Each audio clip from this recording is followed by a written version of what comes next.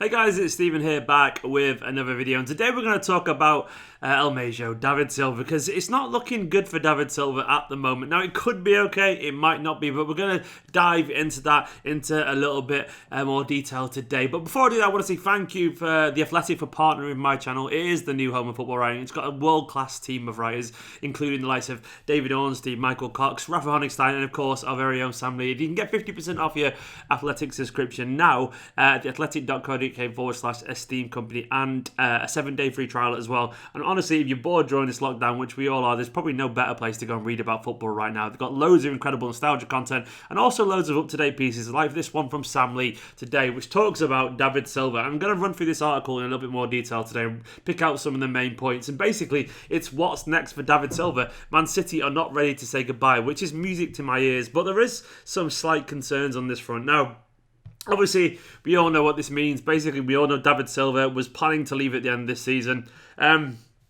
When he said that, no one really thought that this season might not end. No one really ever predicted that. Who would predict that? It's been such a strange set of circumstances that everything that we kind of know, any firm ground below us, has been shaken. You know, that's the weird thing about this whole scenario right now, is that we're all in uncharted territory. No one knows how to deal with this, which makes it so confusing, which makes it so unsettling. And you've got to remember that footballers are human too. Footballers, they're just as concerned about their loved ones and relatives as the rest of us. I mean, we've already seen, sadly, Pep Guardiola affected so personally from it. He lost his mother, which is awful. And we've got the PM of our country currently being affected by it. One of the most powerful men in the world is currently most affected by it. So these footballers won't feel invincible. And we are all at risk here. This virus doesn't discriminate, unfortunately.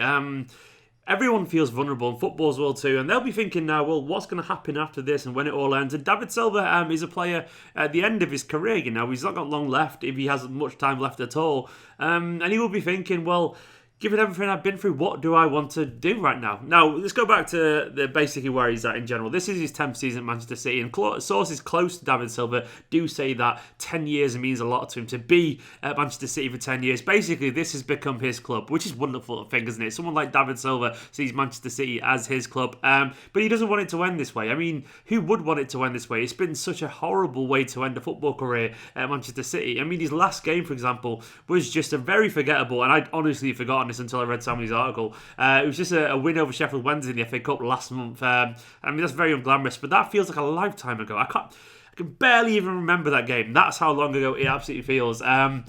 And who wants that as the last game when you've had a career as distinguished as David Silva has at Manchester City? Now, no one wants that. He doesn't want it. Thankfully, it looks like that is definitely, well, I mean, it doesn't have to be an option. FIFA have come out and said and offered a potential solution to this. Not David Silva's problem, just about players who are running down their contracts. He said, FIFA said, when an agreement is due to expire at the end of... I'll start again. When an agreement is due to expire at the original end date of a season, such expiry will be extended until the new end date of the season. So basically, contracts will be automatically extended to the end of the season if they want them to. So, I mean, we don't have to worry about having like some, giving them a whole new year contract or anything like that. We can extend it to whenever the season's going to be, which is a very logical thing to do. The question is, will players want to do that? Like, will they actually want to do that? Because when will this season end? Seriously, no one really knows when the season's going to end. Now, according to Sam Lee's report, The Athletic, what they know is that the Premier League, the current plans are for the 2019-20 season to finish behind closed doors in June, July. And that's what the broadcasters are working on too, the likes of BT and so on, hoping that this is going to happen. We've all heard the reports that this is going to cost up to like £1 billion for the Premier League to cover it if they can't finish the season. Because I guess there's money and payment based on X amount of games, and it's going to come in one big chunk, or a couple of big chunks at very least, and they might just withhold that saying you haven't fulfilled your contract with us. Obviously, though, this all depends on the government's advice, because you can't just start up a season and hope that despite it terrifying the world still, the Premier League will be invincible to this. No, there's going to be a whole bunch of people involved in broadcasting these games, involved in setting up these games. It's not just 22 players on a pitch. It's a whole bunch of more substitutes. It's the coaching teams. It's physios, medic teams. They have to be there as well. And can we really spare medics at the moment? Then you also have to have the camera crews, the referees, officials. You're looking at like at least 100 people, not to mention security outside the ground. any other people involved in the match day process. Probably over 100 people. So this isn't like just a bunch of people playing a game of football. It's a big process, and none of us really know when this is going to end. So I can't. I mean, personally, June, July to me feels optimistic. If it's going to happen at all, it does feel very optimistic. I hope it kind of does, because that basically indicates a sense of normality has returned to life, and that's what we all want.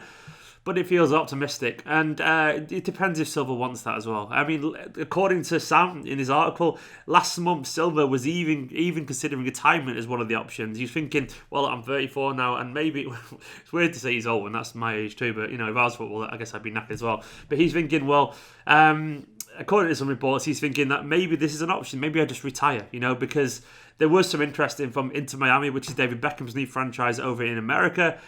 He was quite interested in that apparently, but they dragged their feet. And according to reports, he wasn't happy with that whole process. And he started to think, well, do I really want to travel across the world? He's very much a homely boy.